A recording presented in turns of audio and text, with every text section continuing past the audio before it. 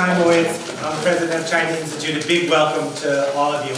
We're going to have a fantastic evening tonight. I got a little preview earlier today with our special guest, so I'm going to let Linda introduce.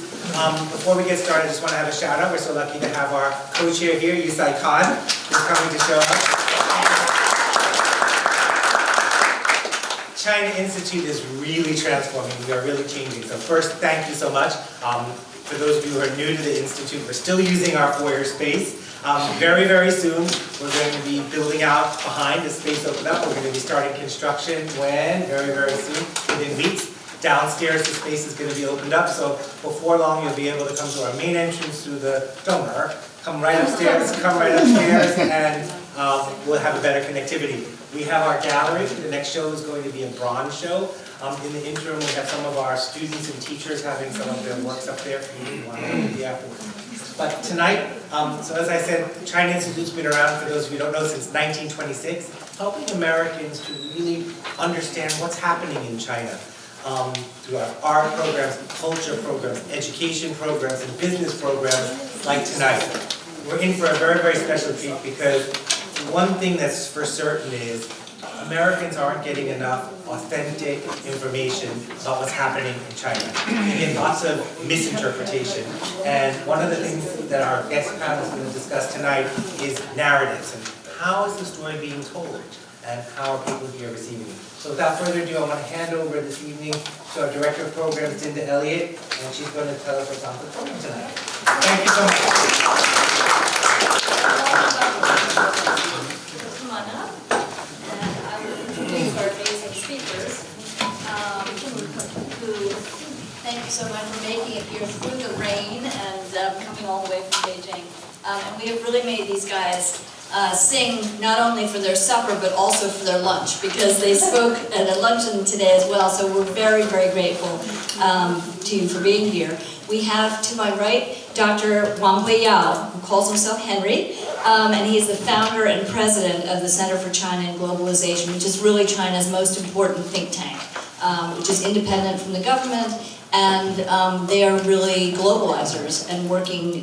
Wang Huiyao has said he's been on the road constantly trying to sort of tell China's story to the world and deal with this challenging moment. He's also a counselor of China's State Council, which is China's cabinet, and he for many, many years has worked on trade issues and knows the United States and China, of course, very, very well. So we're delighted to have you here tonight.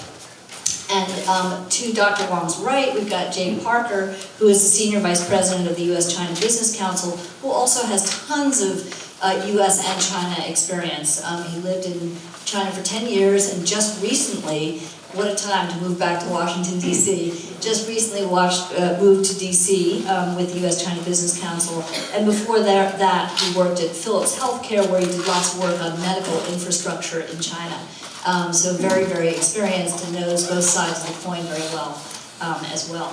So I thought I'd just quickly set the stage before we jump into our conversation. Just to say, as James was saying, this is a very tough time for U.S.-China relations. For the first time ever, the United States has to deal with the fact that there are two superpowers, not just one. And for Americans, that's a very difficult thing to grow accustomed to, and it can feel very scary, especially when old economic models and sources of income are collapsing. On the Chinese side, meanwhile, China is very proud of its rising affluence and stature in the world, but is also apprehensive about giving up some of the advantages that have been built into its foreign investment regulations. China's understandably fearful of opening its long protected markets to outside competition. And the other point to make is that while China used to look to the United States as a model, after the financial crisis in 2008, China's one-time teacher and the American financial system no longer looked so great. At a time when decoupling is the buzzword in Washington, D.C., it's a good time. I think it's a very good time to ask, what are the benefits on both sides of the U.S.-China business and trade relationship?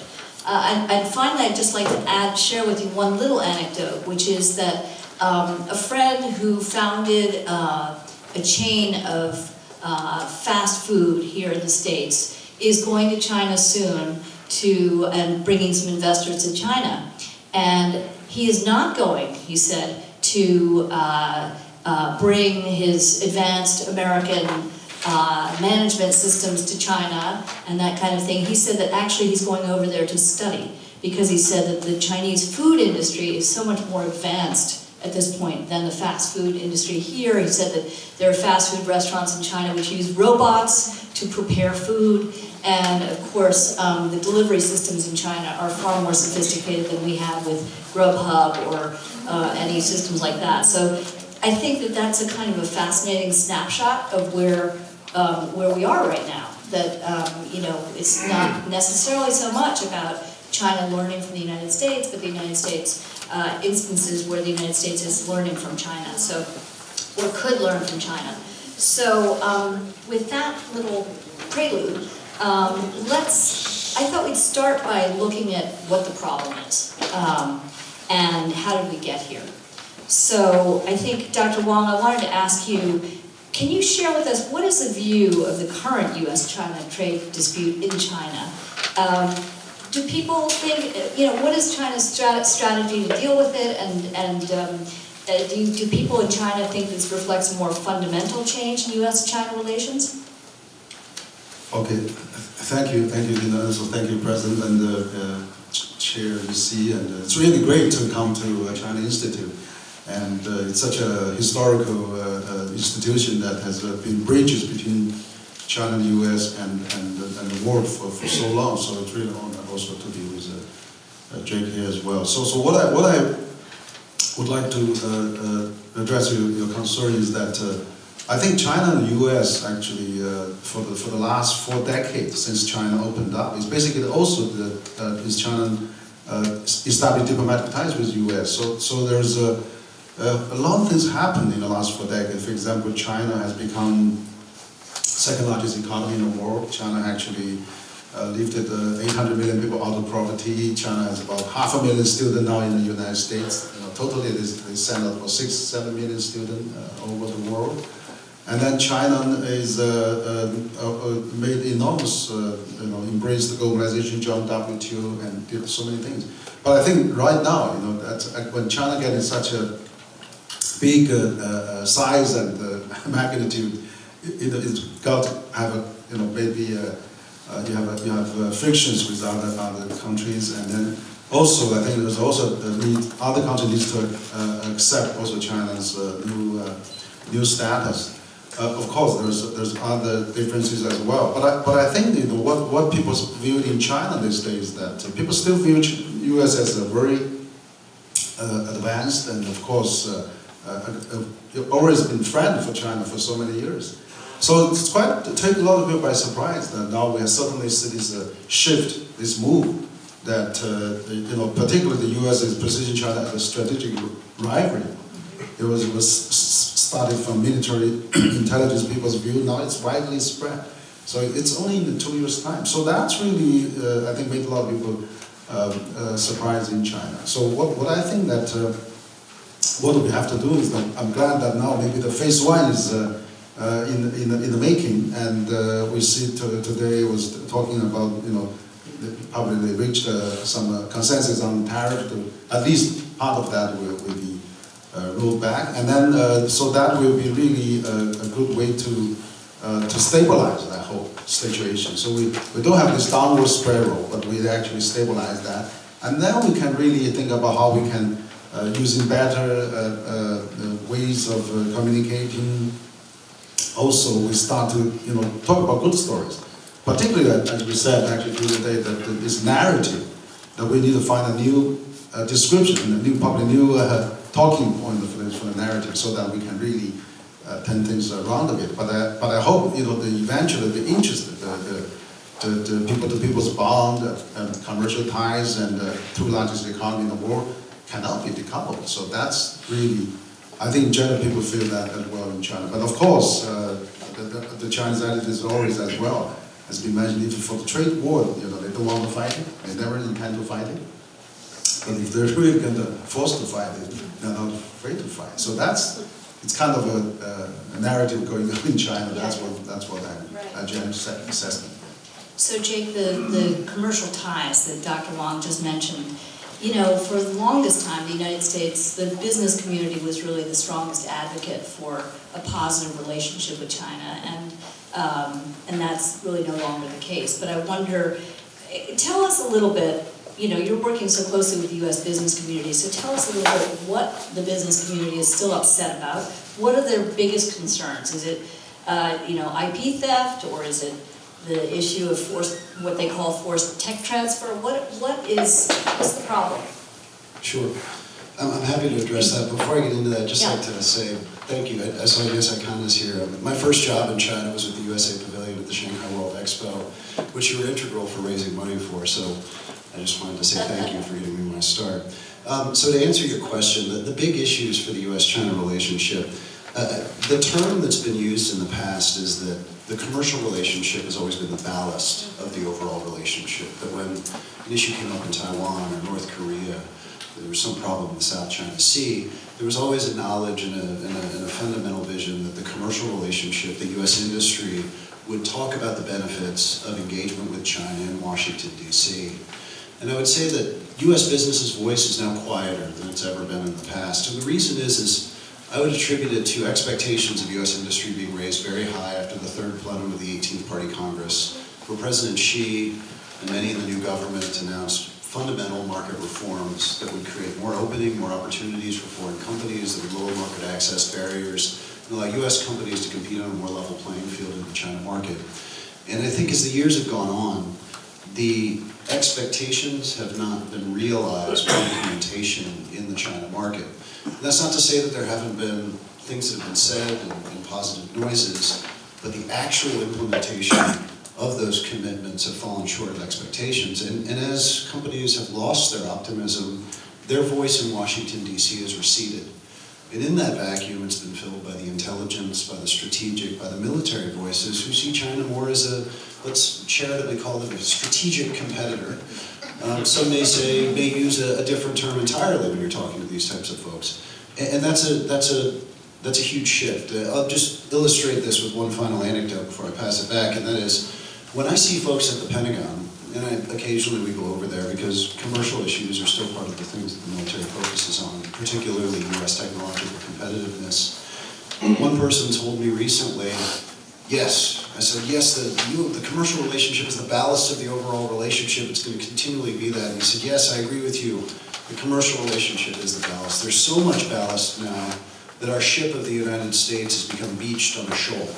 We can't move, and the strategic side of the relationship can't operate. And the parts that focus on human rights, it can't maneuver effectively. So he said, we got to throw some of your ballast over the side so we can make sure that the relationship functions a little more effectively going forward. And I think that reflects the way some in the relationship are thinking today in Washington. And so, and what he was saying was basically make the U.S. economy less reliant on the Chinese economy. That in a sense, because of the reliance, that means that somehow other aspects of the U.S. government can't sort of have their say or have their... It's actually, I interpreted it differently. Okay. The way I interpreted it was U.S. companies are self-interested. They're not thinking about the strategic imperatives of the U.S. over the medium and long term.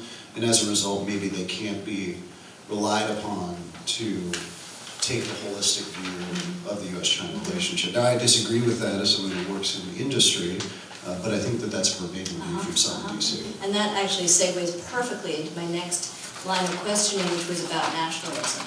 And it's interesting that I think, you know, Jake, you referred to different aspects of different sectors or segments of the U.S. populace. That you've got, you know, the military folks, but it used to be the business people had more louder voice, etc. I think it's important to remember that there are many United States and there are many Chinas. There are different groups of people speaking in both of these countries. But I'm really curious, Dr. Wang, to hear you talk about whether you're concerned at all about the current atmosphere in China in terms of the rise of nationalism, and that, you know, you spoke earlier today about the fact that, and we can talk about this, Jake, you can speak to this, that in the United States, definitely, I am told that in D.C. there are certain, you know, places in which it's kind of not okay to say good things about the U.S.-China relationship, that your patriotism can be called into question.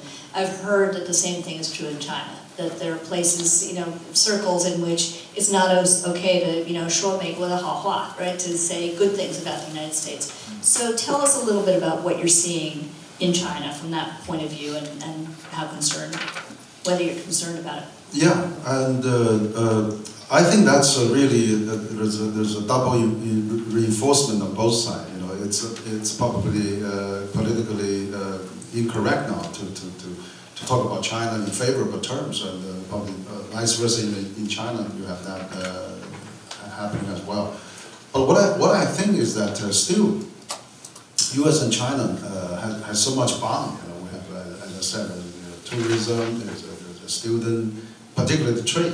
But the thing is that I think that if we have, if we cannot really generate positive things, this kind of a nationalism, populism will on the rise side. But I'm quite surprised actually after these 2 years coming to the U.S. a few times, I found that it's become widely spread now. This kind of a negative feeling on China, and so I was really wondering where it went wrong, because you see, I think one of the things we really need to do is to change the narratives actually quite a bit. For example, President Trump started this about this tariff. He said, okay, China has 375 billion deficit that the U.S. has that with China. China has a surplus on that.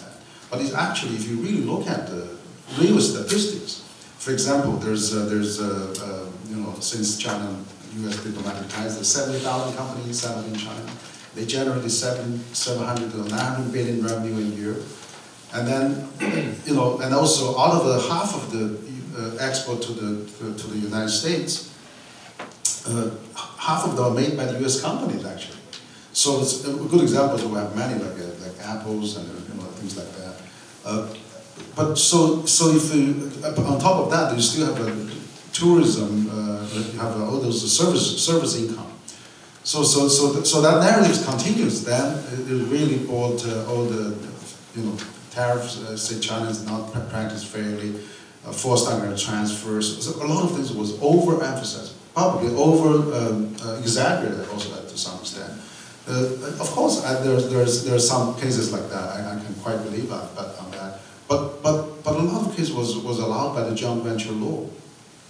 The JV was not China imposed that. It was allowed by WTO. It was when China joined that, it was allowed. So if WTO needs to be reformed, if things like that, we should go for that. So probably people may misinterpret that. Is that JV is a forced technical transfer? We have to be JV, then we have to be forced. It was not really the case. So, but even on that, if you really ask the companies, I mean, we talked a bit earlier, any famous stories of forced technical transfer or things like that, it was not really that many. And also, not many companies have this to say that, but people say maybe they're afraid of. But some cases they are willing to exchange their technology because they want for the market. And they want to expand in China, and then it's a commercial deal. One wants to sell, one wants to buy, and that's not really forced.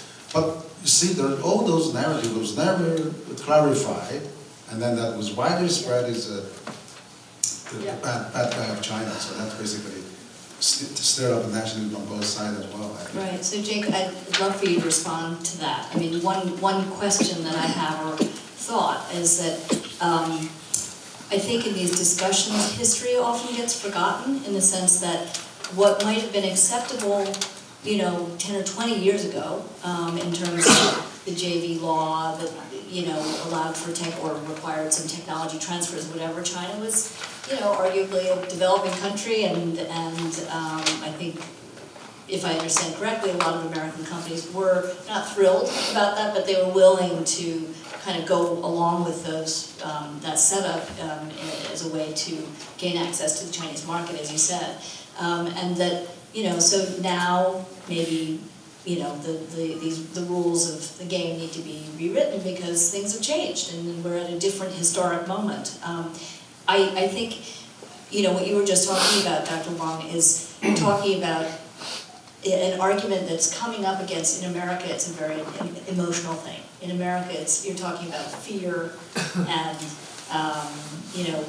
real concern that's coming from a very emotional place about dealing with this new country that suddenly seems to be threatening. So, but I wonder if you can respond to that, Jake, in terms of what you're seeing there.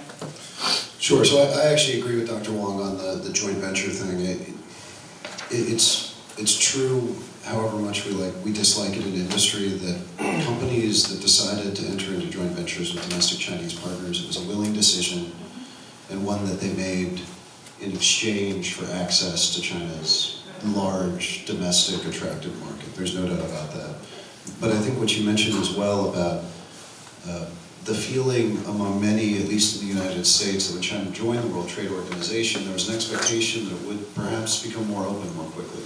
And even if there were joint venture requirements that were allowed to be imposed, the thought was that as China became more open, it would become a more level playing field, and then foreign and domestic companies would be competing on that level playing field. And today there's still not many, but some market access restrictions that remain in place, particularly in financial services. Those are very likely to be removed in the next year. But let's put that one aside. The one thing I do want to talk about is I think that the bigger problem for us and for many of our companies is the ways in which China's regulatory system solicits certain information from U.S. companies, much of which we consider to be trade secrets, and how that information is then used internally is a concern. How is it solicited? Explain a little bit more. Sure. So I'll give you a very specific example of during an environmental impact assessment for new greenfield investment, a very common practice globally to do in the EIA. In China, unlike other countries, there's something called an expert panel review, where 5 experts are assembled. They can be from a state-owned enterprise competitor, they can be from a domestic think tank, they can be from an academic institution. And they have broad leeway to request information from the U.S. investor who's going through this process. And it applies to all companies in the market, not just U.S. ones, Chinese as well.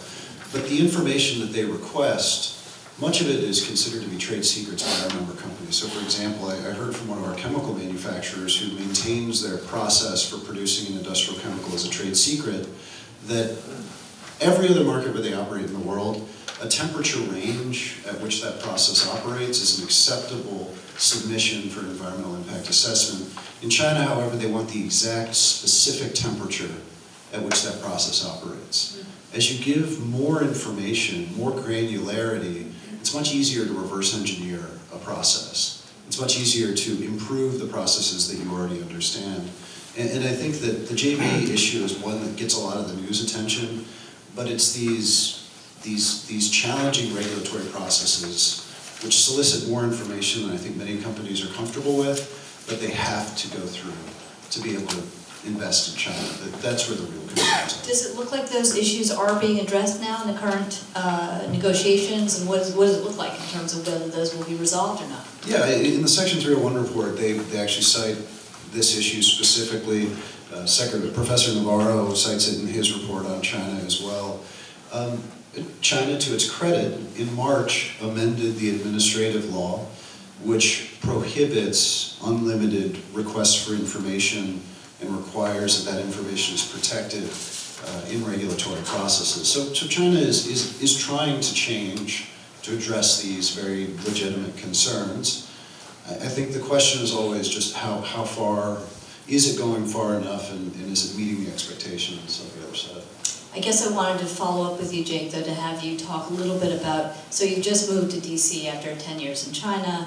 Are you concerned that what may be very valid disagreements and negotiations that are underway to correct what may have been an unlevel playing field, that's turning into a much broader, deeper kind of anti-China sentiment? And then we talked about nationalism in China. Talk about nationalism as you see it in DC. Are you concerned about that? Is there a point at which it'll be hard to turn back? I think both countries have a problem with nationalism. The thing that I worry about is in the United States, there are requests and hopes that China will meet certain metrics, and that by meeting those metrics, things will improve. And I just worry that because trust is so low, that no matter what China commits to and no matter what China implements, whatever laws change, whichever implementing regulations are formulated, that it's not going to be enough. That people are still going to say, yeah, but they're still going to steal technology here. Or it's, yeah, but realistically, they've opened a sector, but they're not going to issue the licenses.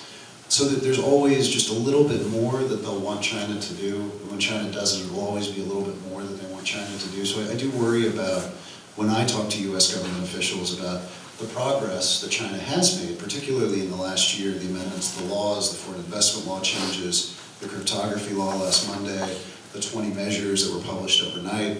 There's What were the 20 measures? there, Without going into too much detail. 20 measures on the utilization of foreign capital. It goes into protecting intellectual property, it goes into equality in government procurement, that sort of thing. And all of this is very positive. I just worry that it's not, because trust is so low in the United States, they don't believe China will fully implement on those commitments. Can you both talk a little bit about cross-border investment? So foreign direct investment from the United States, we know it's plummeted coming from China into the United States, down to, I think you were saying earlier that it's about $5 billion now, down from, what was it before, 100? I don't know the exact numbers. Yeah. It was like 40 billion in Yeah, 2016. 40 billion. It's much lower than 10 now. Right, so it's still happening, but at a much, much decreased rate. And foreign direct investment from the U.S. to China is still increasing, if I understand correctly, but at a slower rate as well. So do you think that there's a fundamental change underway there, or just a temporary change? And I guess one question for both of you is China as attractive as it once was for U.S. investors? I know that currency controls are an issue.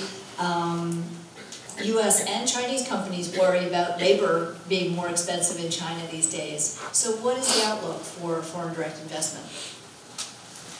For China? Yeah, you can talk about how the Chinese economy is changing. I think that the Chinese economy is really undergoing an enormous transformation.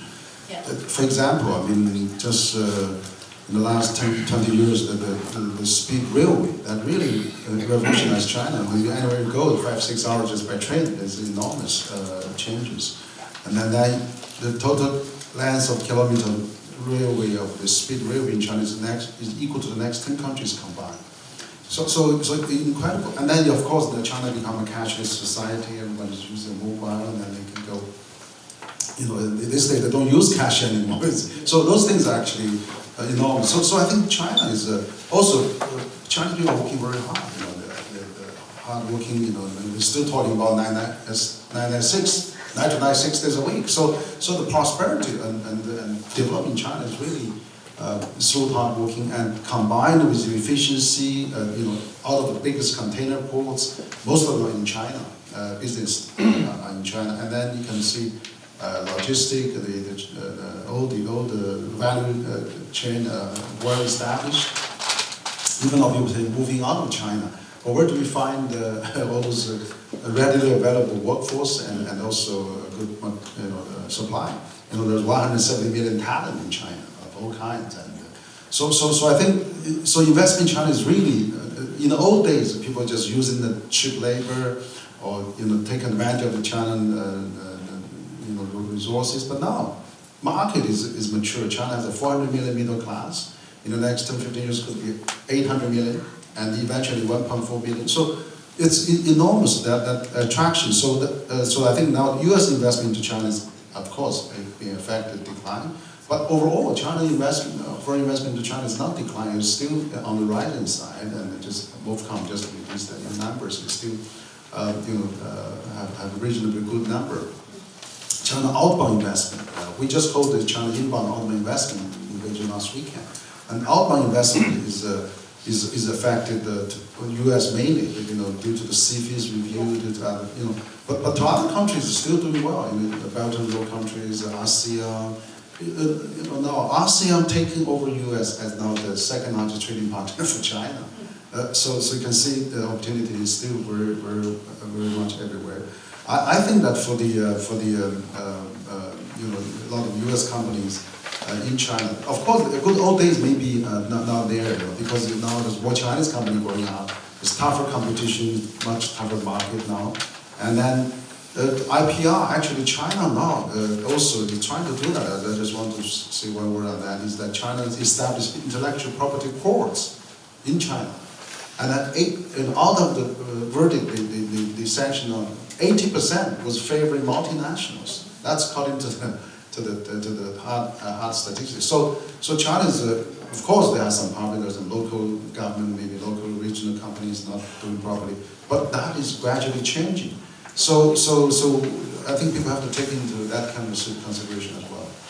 The idea that things are constantly fluid, that the negotiations may be happening now, but China, it does continue to change, and I think that sometimes gets forgotten in the discussions. But Jake, how do you see the foreign direct investment question?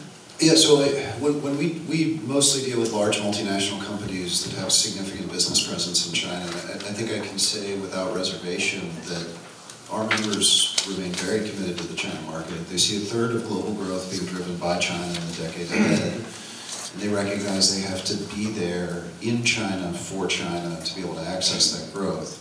Now, it's true that those that use China as an export platform, that is very much changing. But we're not hearing from any of our companies that they're divesting from China. Maybe some of the... Let's just pause on that for a second. Sure.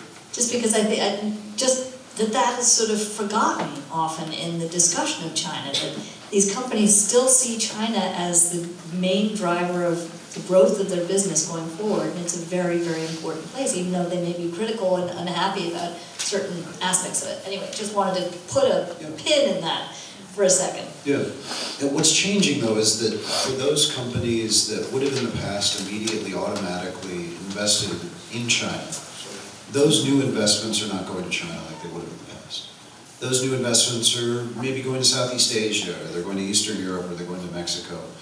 And the real impact of the U.S. China trade conflict is a realization among many U.S. companies that there was an overexposure of risk to the China market, and that too much of their supply chain relied on it. And that's not to say that they're divesting and leaving China, but they are thinking a little more strategically about how they can diversify that risk going forward by ensuring they have other locations where they can ensure supply. Right. So a quick question on supply chain though. So, I'm told that our iPhone would cost 6 times more if they weren't at least partly manufactured in China. So is it really possible to diversify the supply chain from China?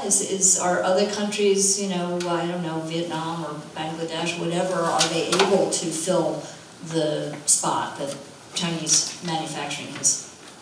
Yeah, so let's look at Vietnam. 93 million population, 60 million in the workforce. That's not even the population of Guangdong province. So from a pure scale perspective, they can't reach the same numbers. Also, infrastructure is gleaming in China. They've got a robust talent pool of extremely sophisticated STEM engineers. All of that's extremely difficult to replicate elsewhere. Now, let me give you a very specific example. So we have a member company that manufactures televisions. And when the trade conflict began, they started to look at where they could diversify their supply. And what they found is that the entire capacity of the rest of the world outside of China was less than the capacity that was being manufactured in China today. And they said that, yeah, they could move the supply chains to Mexico, but they wouldn't have the integrated supply chain of having LED lights and plastics, the glass that's used for the screen, the cords that are made for producing the power cord. All of that is integrated in China, usually within a few short cities away, and you can move that somewhere else, but it takes about 5 years to a decade, and during that time, you've got to be importing those raw materials from China, so you're increasing your costs to do so. And so I think that's what kind of gets lost in this whole supply chain piece. Right. And so I'm so glad you said that. I wanted to talk about decoupling. So Dr. Wang, at the beginning you said decoupling is just impossible. So I want to hear you talk about that a little bit more. At the same time, at lunch, Jake, you said something about decoupling is already happening, and that it needs to happen, or that it might not be a bad thing for it to happen to a certain extent. So can both of you talk about decoupling and what that looks like going forward? Well, first of all, there could be two scenarios. The first scenario is, of course, the decoupling is people try, and then find it's really difficult to decouple. Then they probably maintain the connectivity. So, in reality, it's really difficult because, as we said, it was 20th century, which is purely we export what we produced here, and you export what you produce there. Now it's all intertwined. All the U.S. companies like GM, Ford sells more cars in China than in the United States. Apple made 90% of iPhone is made in China, and so how can you're talking about getting things back, but the U.S. is more geared up to the innovative kind of industry, whereas China is have the manufacturing, but also innovation is coming up as well. So I think it's really great. I mean, this kind of mixed economy, and for example, in China, people say, "Oh, China is a totally state-run country," but not really. China's private sector is 60% and generates 90% employment, and there's another 20% maybe SOE, another 20%, 10, 20, 15% is a multinational.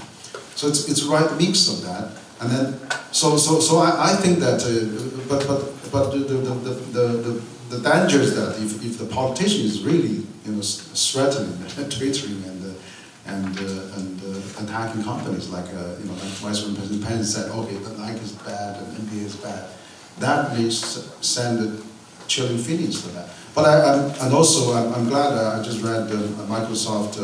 Bill Gates was talking about. I mean, if you really think everything is suspicious, all the software, all the source code, if his ancestor is from China, that may be suspicious. Then it can never be an interconnected world. So he's right. I think that how far you want to drive that national security, on those issues. So that's one scenario. But the second scenario is that if they do really force political sanctions and things like that, they may be having another world. We may have a two world. And China actually now is developing some of its own system.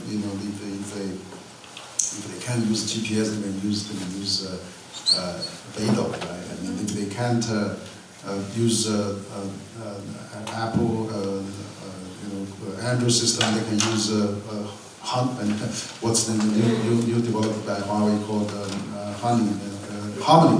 Yeah. So you see, those are the things that are happening, and it's really that China also doing the Belt and Road, and then so that's one thing I'm saying, that we don't want to see now we're divided into economic NATO and economic Warsaw. Yes. Because militarily that doesn't work, and now if economically we divide into two worlds, but I think China will survive, of course. I remember, in the 60s when Russia put away everything, China developed everything on its own. China started up. I mean nowadays China is much sophisticated now and well balanced development. So I think that is really difficult. We don't want to see that, absolutely. We have a better world. I think let's do adjustment, let's do some enhancement, corrections, and improvement, but not really decoupling. That's not Chinese people want, I don't think. Yeah. Just one thing before you jump into the decoupling thing, Jake. Following up on the nationalism and the fact that you were saying that these U.S. companies still see China as a very, very important market and are still committed to being in China. But you said something earlier today about nobody wants a tweet from President Trump, right? So can you say that again? I don't really want to speak on any of these issues on the record. Okay. If I could, since I don't. Got it. Okay, anyway, so over to decoupling. That's another one that I feel a little bit uncomfortable speaking on the record on, but maybe I can just say this. This idea of decoupling, I was with one of our executives in China a few weeks ago, and he made the point that decoupling is a word, it's something we hear a lot these days, but that it's something that started in China long before the Trump administration, certainly, and that was when Google was blocked out of the Chinese market. That was decoupling from US search engines.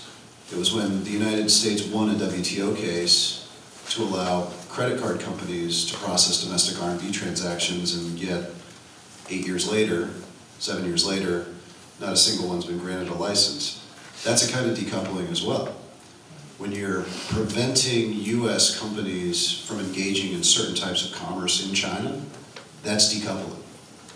And so we can talk about it today, about integrated supply chains and different technologies and everything else, but we got to remember that there's a reason why the U.S. feels this way about the China market.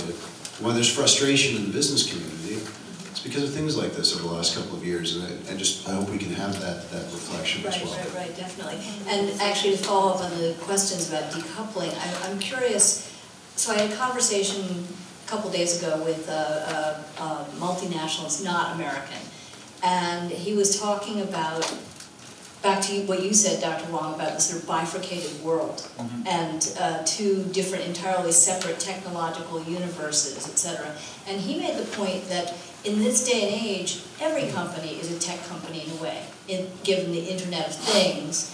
And he was saying his fear was that, and Jake, maybe you can help us shed some light on CFIUS, what's going on with that and what your outlook for the future of the CFIUS regulations. But he was saying that he fears that in the future, non-American companies who want to do business in China and the United States might have to choose. Because if they want to do business, invest, say, in China and the United States, then CFIUS might give them problems. They might actually have to choose. And I'm just wondering what the world looks like if that scenario comes to pass. And are we talking about, if there really is a kind of bifurcated world economically and commercially, does that mean a world of much lower economic growth? Can we have the same kind of economic growth that we've enjoyed in the past in that kind of divided scenario? I'm not a CFIUS expert, I'll just speak very briefly on this. The FIRMA regulation, which is reforming CFIUS, one of the first implementing regulations, was released for public comment a month and a half ago. It was actually quite a bit more narrow than many people feared. And if you look at CFIUS, greenfield investments into the United States by Chinese companies, I believe will still be welcome. And our argument to the U.S. government has always been, if we start talking about rejecting Chinese greenfield investment into the United States, we're going to be pitting our governors against our federal government. And we don't want to be fighting amongst ourselves. Chinese investment in the U.S. is good for U.S. jobs, it's good for U.S. tax revenue, it's good for developing a strong U.S. economy. It's also good for Chinese companies to gain access to a broader market. So my prediction is that greenfield investments will continue to be very robust going forward if the capital outflows can be approved in China. It's going to be the acquisitions of sensitive technologies that are going to be much more difficult in the future. That's great. Actually, I was on a panel last week with two governors, one from Nebraska and one from South Dakota, and both of them made the point that, obviously they're very interested in their commercial relationship with China, their exports to China, and they both said that the rise of the middle class is a good thing. The rise of the middle class in China is a good thing from their perspective because it means a bigger market. So it's that question of governors versus, the DC is a very interesting and complicated one. I want to ask one final question before I open it up to the floor, and that is kind of how do we get out of this? What do you think has to happen on both sides to get out of this mess? I think there's probably several ways we could, think out of the box on that. And first, I think that we have to change. We find a new narrative. Because China, U.S. are two largest economies in the world, and then they are suddenly complementary each other, and then there's still enough room for both countries. And then so I think how can we see the bright side of China also? Maybe also give up some of traditional ideological views on that. For example, China, the last 4 decades, last 7 decades actually, the life expectancy doubled in China from 35 years to 73 years now. And then 800 million people have been lived without property in the last 4 decades. And it's a miracle. Yeah, it's second largest country. So all the people, without bias, would say this is an achievement of mankind that we've never seen in the history of mankind. So if people think like that, China didn't become another Syria or Middle East, and didn't export famine or refugees. China contributed 30% of the world GDP growth for the last 50 years. China is the largest trading nation for 130 countries in the world. So without China, this locomotive, this engine, that world probably slowed down quite a bit. So that kind of narrative we never heard outside. China, all those good things about China.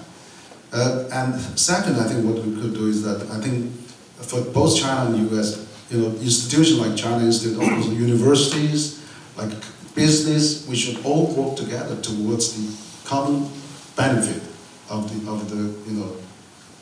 the relation of two countries. I think that's very important. I'm very glad that we still have a lot of US president in the university says the good things. Welcome Chinese student.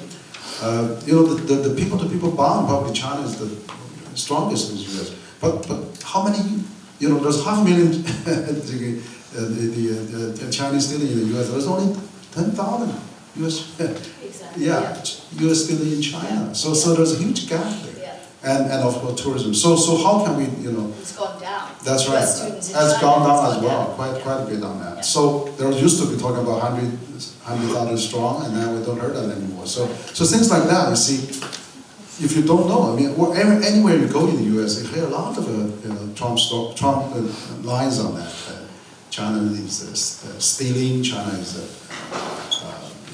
forcing transfer. China. So all those are really bad things about China. I've never heard of those good things. So that's really not good. I think we have to change that. Yeah. Second, I'm thinking of is there something we can really work together between China and the US? We find something really stimulated common things that can glue the two countries together. In Obama era, I think Obama finally turned around China on climate change. China's the biggest polluter in the world, but then they actually started to clean up now. The smoke in Beijing is getting less actually. I'm living there, I can see that. But the other thing is now China launched this Belt and Road. But can we really, maybe it's kind of like another Marshall Plan, but more for the development of the developing countries. U.S. has a lot of expertise, experience, companies have knowledge on that. So we can work together, make it a commercially viable project, multilateral Belt and Road. U.S. and then the G2 be really the leader of that. So something like we can have a big world revival plan for the developing country in the next 7 decades. Something like that.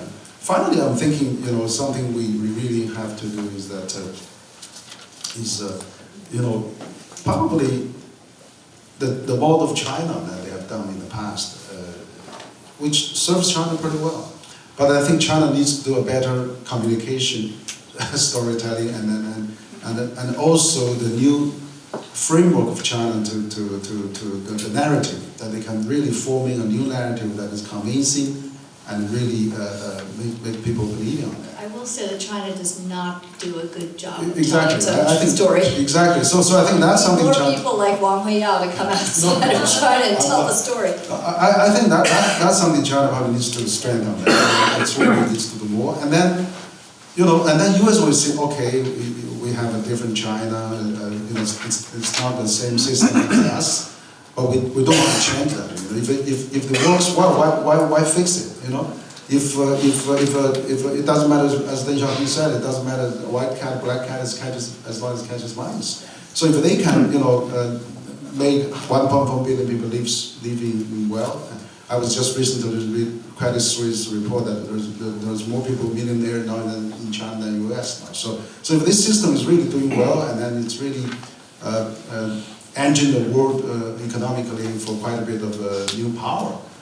Let it be, we can maybe tolerate that. So that kind of thing we never heard we're starting to hear in Europe now, but not in the US. So I think that is something we all need to do to really, dampen this China's threat and China, become demonize China. Yeah. Jake, how do we get out of this mess? So I'm going to have a very, very different answer. I think that we get out of this mess by not focusing on China at all, and by resolving some of the really difficult issues that we have here in the United States today. I was talking with a group of executives in China a few weeks ago, and they said that the biggest problem in the United States today is that the next generation is not guaranteed to have a better life than their parents' generation. And it may be the first time that's happened in 100 years. And as a result of that, we've lost faith in our system. The collective American society has lost faith that capitalism, or that the American version of capitalism, can be successful when it's taken against a system like China's, state-driven capitalism with Chinese characteristics.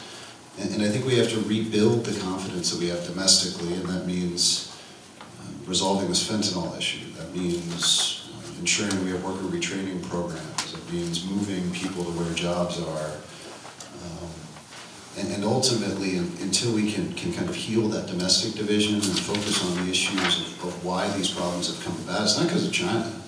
And it's true that some of the jobs have shifted to China over time, but the reality is we've had productivity gains, we've had automation, that the jobs that are no longer here, it's not China's fault, it's because of technology.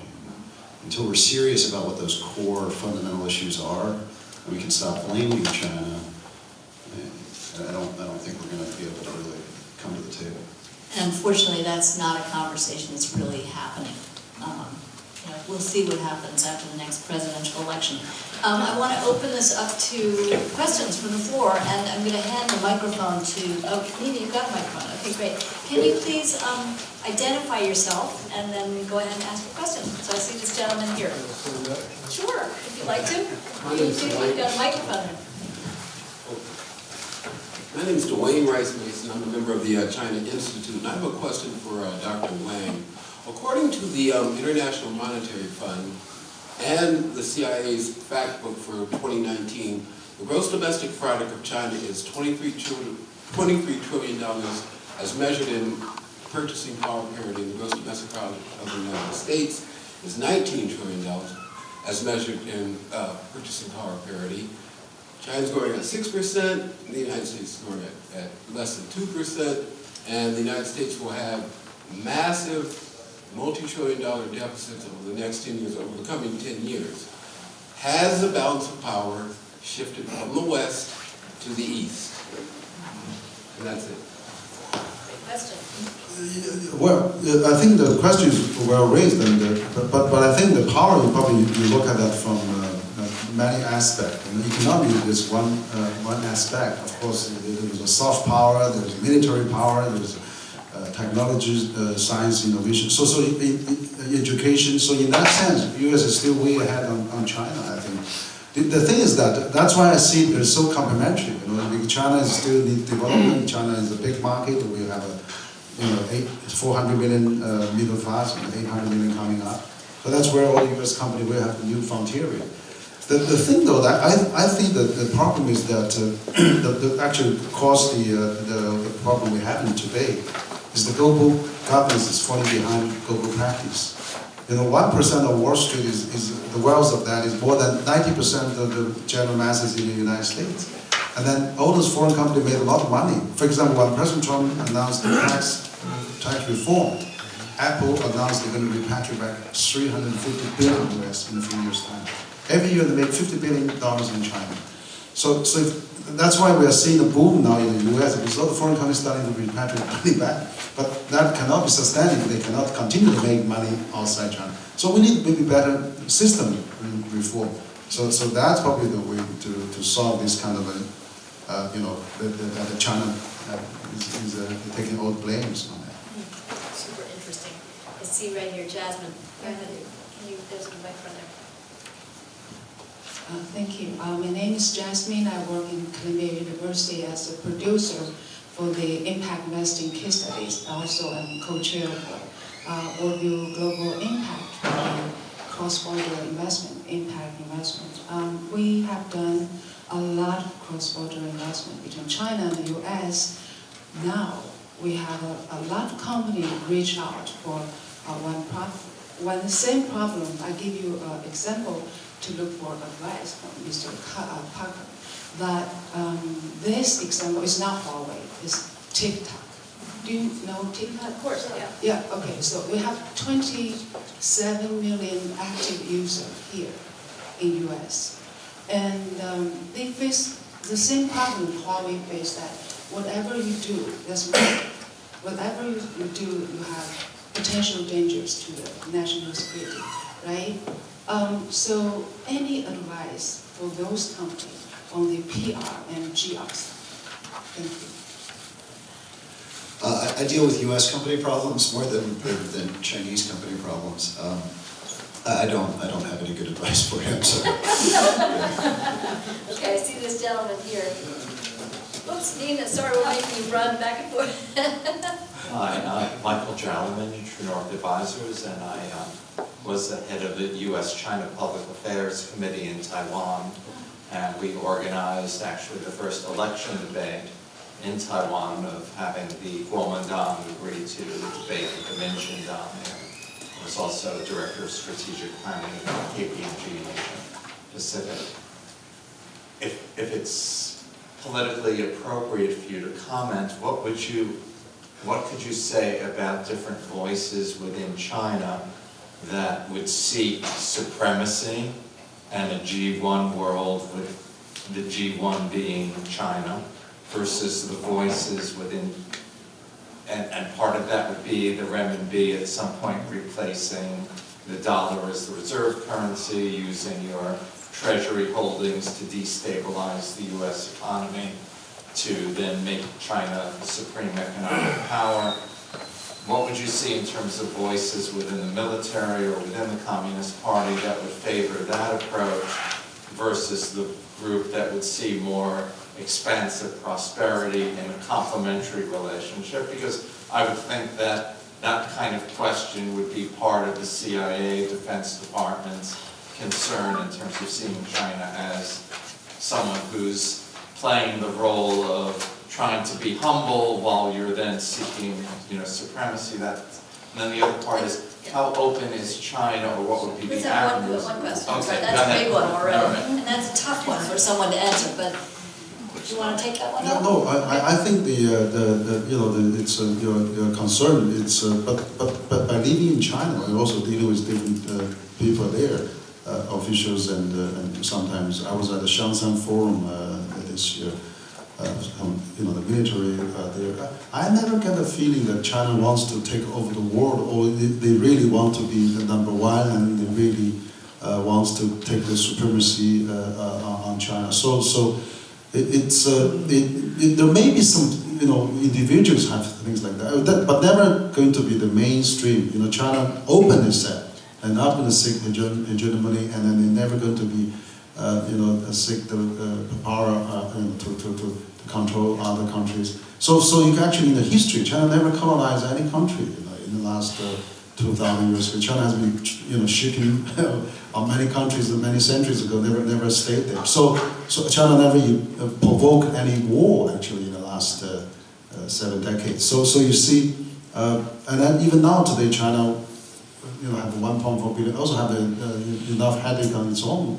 I don't think they are really ready to expedition and then really trying to go out and conquer the world. No, there's no such a, not the mainstream. I don't think that was really people talking about that. Okay, I see this gentleman has been waiting.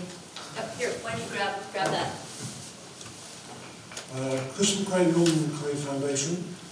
I wanted to thank Henry because I went to a summit of his in, I think, maybe April, and it went on for 12 hours, and every single person talking at it had positive ideas on globalization, and particularly the next leap forward in technology. And what I'd really like to try and ask is, if you look at countries around the world, is it possible that maybe Americans have lost the main hopes of youth in terms of SDG goals and topics like that? I mean, I don't see a single word out of President Trump's mouth which is related to sustainable goal purposes or those kind of markets, whereas at least all across Asia, it's not just China, it's Japan, it's ASEAN. There's a lot of positive momentum that businesses and societies and youth and that this technology could be used for, and I think it's getting lost. And I'm just wondering if, you know, this is part of the story which somehow gets lost because of the way everything is being framed. Does anybody want to comment on that?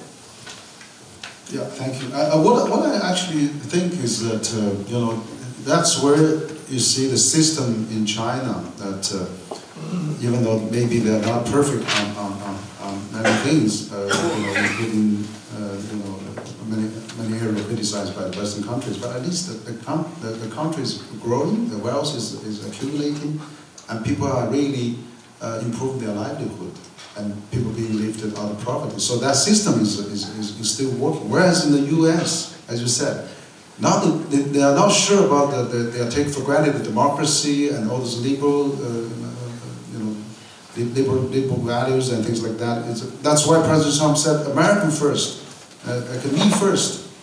That kind of new idea coming up, totally different than the past.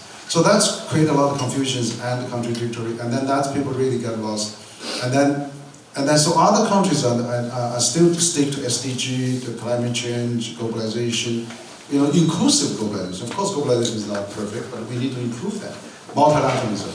So it's really a pity to see that U.S. is backing up on all those things, but the world really needs going forward. So I think, you know, I think this is maybe temporary because the system here is really geared on, you know, if you really meet those populism requests, you get elected sometimes. But then the populism, the rise of populism because of this system generates populism. So we have to fundamentally think, you know, Fukuyama said the end of history is not the end. You know, we still, the world is still competing on different systems. So we really, because you have the yellow vest, you have, you know, you have Chile, you have Spain, you have, of course, Hong Kong too. So all those things happening, we have to see, you know, does this Western system is really the panacea for the world? Do we really accept a new model, a new path like China? I see this gentleman here. Yep. You got it. Hi, I'm Mark Thompson. I work at JP Morgan. Jason, earlier you touched on the PR nightmare that was the NBA in China a few months ago, a few weeks ago. What advice do you give to U.S. companies looking to have somewhat of a presence over there? Do you advise them to, you know, check the Constitution and Western rights at the door when they enter, or do you advise them to continue to maintain the same values that they do here over there and be true to their identity? So I talk to your colleagues in Asia about this actually pretty frequently. It's a difficult question because the companies that we deal with, they recognize that there are different cultures, there are different systems, there are different rights, and that operate in different places where they operate around the world, and they want to make sure they respect those rights. So I think when I talk to companies, I encourage them to note in their communications that U.S. companies raise the standards in the markets where they operate by bringing their values, by bringing their freedom of speech, by bringing the universal values that are important to them, to their customers, to the markets where they operate, and by instilling those in the groups and with their employees and with their customers there. And that's the best way of effusing those societies with American values and with the company values.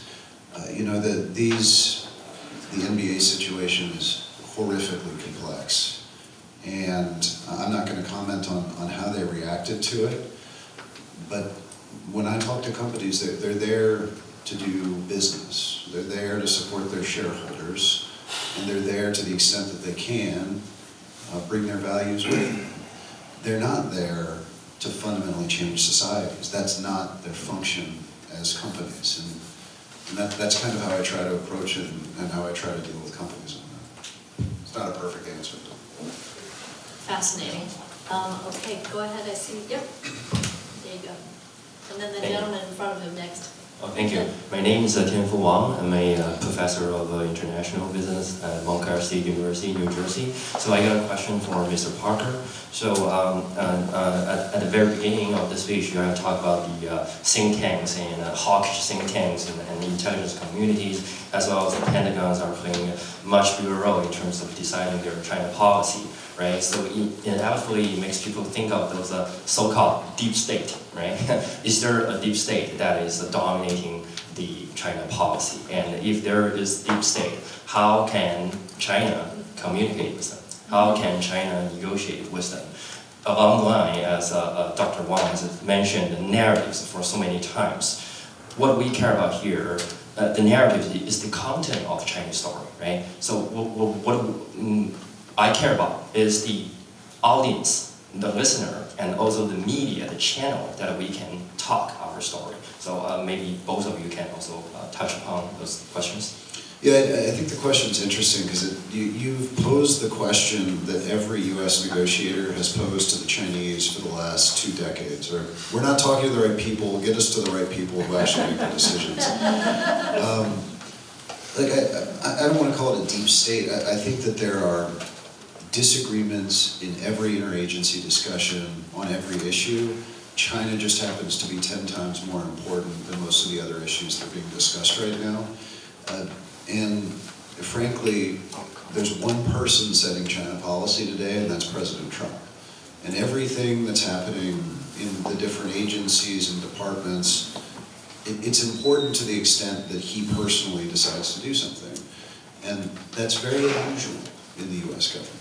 Previously, we would operate through various levels, and we would find consensus that would be brought to the president, and effectively the decision would already be made. But many of these decisions are being made literally by the president at that moment, and it could be totally different from what his advisors are advising him on. For Syria. For Syria, sure. Or in trade, I would say the example that I look at is the September 1 tariffs. None of his advisors wanted those tariffs to come into effect, and they all, in the room with him, advised against implementing them. He personally decided to implement them anyway. So, the point is I think there are many people with many different ideas, but only one person matters. I think we have time for one more question, and then I'm going to grab the last question for myself. Go ahead. Hi, Eric Tucker, thank you. You know, we've been boycotting Cuba for decades, and it doesn't really matter because besides cigars, you know, that's my main concern. I'm being facetious. But obviously China is very intertwined with the global community, with the United States economy. So I want to pose the phrase selective decoupling, which I think others have suggested, that perhaps strategic technologies, both dual use for military and for surveillance, must be curtailed. And other strategic issues, over-reliance on supply chains from China. And, you know, in all due respect and bigotry, I think it's not just a change in narrative, and I think it's not a question of what the Chinese people want. But I took my first Chinese history course, Mao Zedong was still alive, and I had the pleasure of watching the opening of China under Deng Xiaoping and his putting into place a system of collective leadership and term limits. I watched Zhu Rongji, who I have tremendous respect for, create a situation where China could join the global trade community. And to a degree, a welcome mat was opened up to China. And, you know, I just want to make one other point. Just get to the question. The question, I guess, was about selective decoupling. And I could leave it at that. But I think, one quick point is that there's really a dual narrative. There's been a bubbling up of the trade concerns, the technology stuff, etc. At the same time, there's been a major shift in 2012 in the direction of the CCP. And that is extremely concerning to people. And I think that is an underlying issue that can't, you know, it's extremely difficult to discuss for obvious reasons.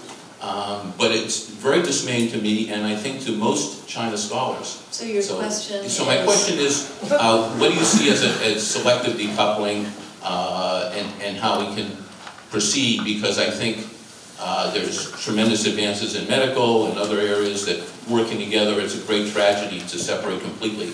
But unfortunately, some decoupling I feel is inevitable unless there are changes. But it is an interesting point that you raised, thank you, which goes back to what you said about the Xi Jinping's important, at the plenum, basically, where there were proclamations of all kinds of reforms that were going to happen, that people were frustrated, both in China and in the United States, people were frustrated they haven't happened. So that's a very interesting point, but go ahead on the decoupling question.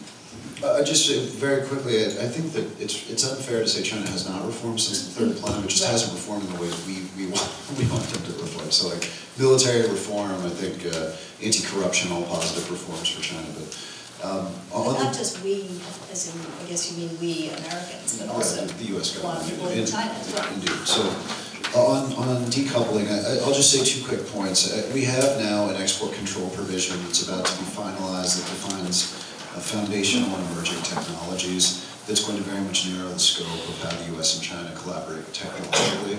And it effectively takes the blueprint of Made in China 2025 and flips it on its head and says these are the areas that we need to be more restrictive of and more sensitive to how our technology is being used. So biopharmaceuticals will be on that list. I think high-end medical equipment will not, so there's going to be opportunities for continued collaboration, even if it's slightly more narrow than it was before.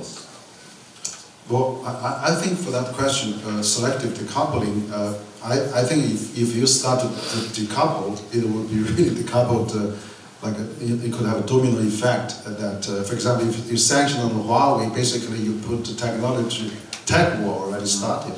So that's very dangerous actually. So what I think is the fundamentally boils down, it's really, in addition to the narrative, it's really the trust. If there's no trust, everything is national security, everything is dangerous. Even Angela Merkel was not happy when it said, okay, the cars made in Germany to export to the US become national security.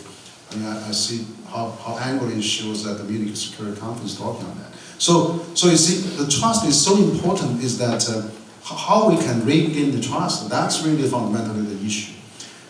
For that, that also goes back to the ideology, the way to govern each country, the system, the values, and it's how we see the world, in different lands and things like that. So as long as I think we do not tolerate each other on that, there will be no trust.